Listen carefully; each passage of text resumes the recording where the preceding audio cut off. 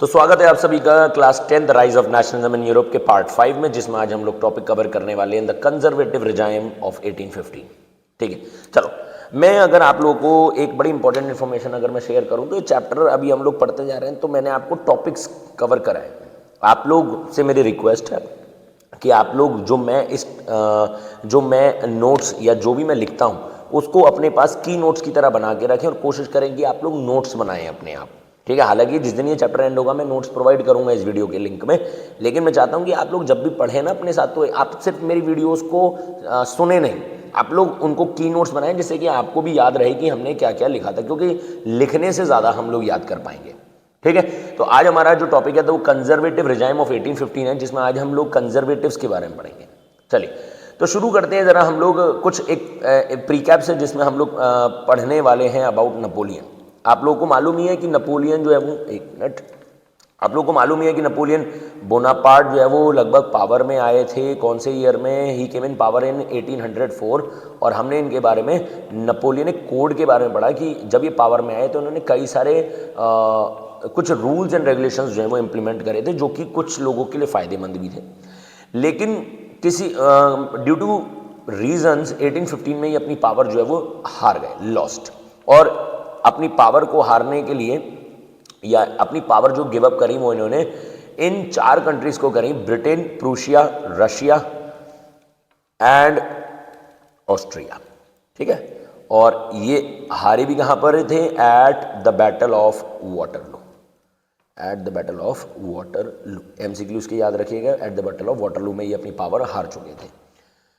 अब जब पावर को हारने की बात आई, यानी कि जब ये, क्योंकि एक बड़े स्ट्रॉन्ग लीडर थे और ये अपनी पावर जो है क्योंकि हार गए थे, तो उस समय की जो यूरोपियन गवर्नमेंट थी उनको लगा कि भाई अब जो भी लीडर आया उससे हमें कोई फर्क नहीं पड़ता, अब हम लोग जो हमारा विजन होगा वो कंजर्वेटिव विजन होगा। देखिए मैं कंजर्वेटिव विजन को ज़रा समझा दूँ। कंजर्वेटिव विजन और मॉडर्नाइजेशन दो ऑपोजिट कॉन्सेप्ट्स हैं।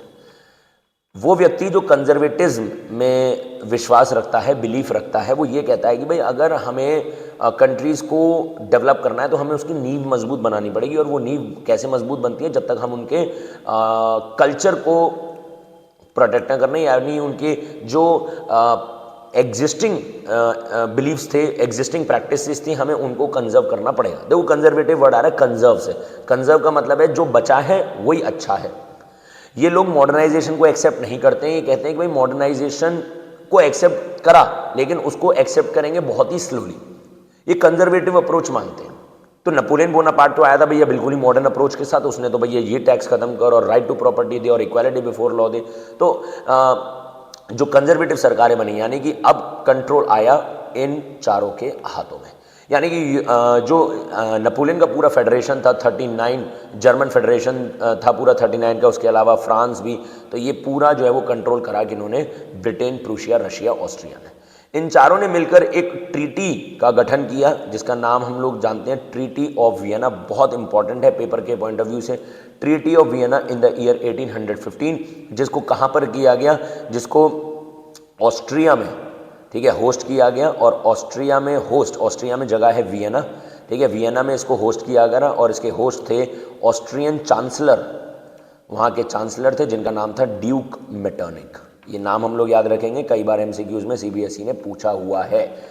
तो ड्यूक मेटरनिक जो है वो ऑस्ट्रिया के होस्ट बने और इन्होंने ट्रीटी ऑफ वियना, यानी कि इन चारों कंट्रीज ने मिलकर ट्रीटी ऑफ वियना का प्रपोजल दिया, जिसमें क्या ऑब्जेक्टिव्स लिखे गए थे, ज़रा उनको समझते हैं, है ना। मैं ज़रा टॉपिक को यहाँ पर एक सब हेडिंग दे देता हूँ, provisions of treaty of Vienna. Provisions of treaty of Vienna, यानी कि जो ट्रीटी ऑफ वियना 1815 में हुई थी उसके क्या प्रोविजंस। देखो मैं आपको ज़रा पहले ट्रीटी ऑफ वियना का ना ऑब्जेक्टिव बता दूं क्या था।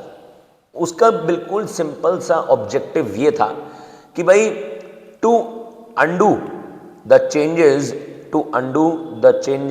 ब्रॉट बाय नेपोलियन, यानी कि नेपोलियन के द्वारा जो चेंजेस लाए गए हैं हमें उनको क्या करना है? उनको अंडू करना है। यानी कि नेपोलियन जो जो चेंजेस लेके आए हैं हमें उनको खत्म करने हैं।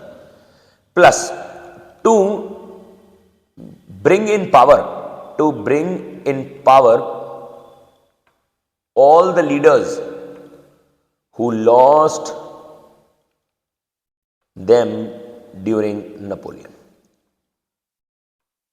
यानी कि वो सारे लीडर्स जिन्होंने अपनी पावर नेपोलियन के दौरान या नेपोलियन के रूल के दौरान जो अपनी पावर्स खो चुके थे या जो अपनी पावर से हट चुके थे, हमें उन सारे लीडर्स को दोबारा से पावर में लाना है।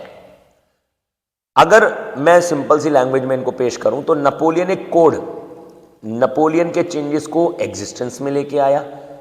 तो ट्रीटी ऑफ वियना नेपोलियन के सारे चेंजेस को खत्म करने के लिए बनाया गया। ये आया 1804 में, तो ये आया 1815 में।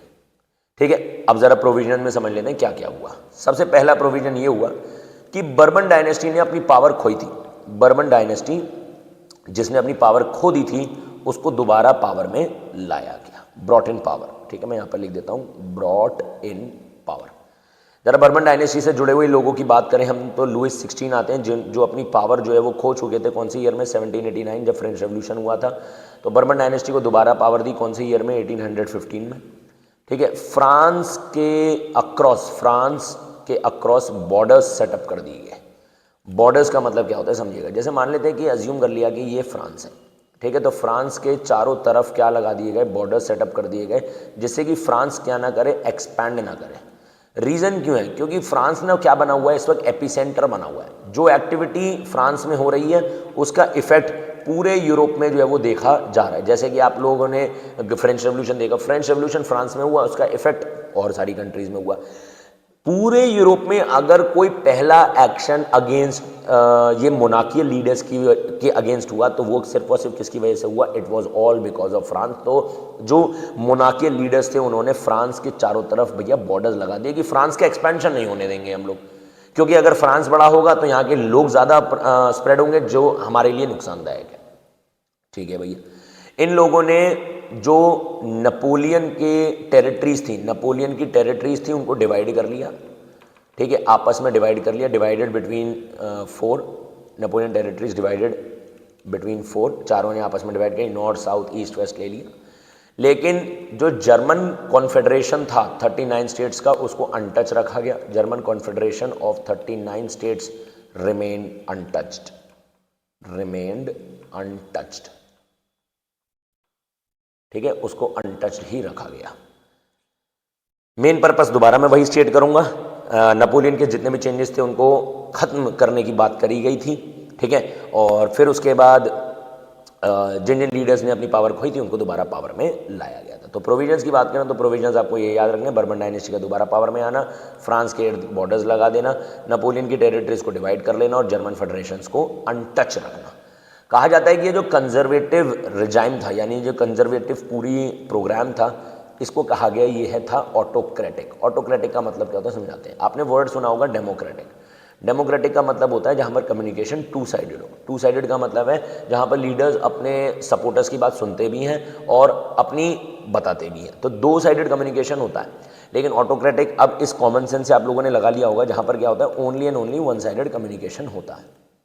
क्या होता है? One sided communication.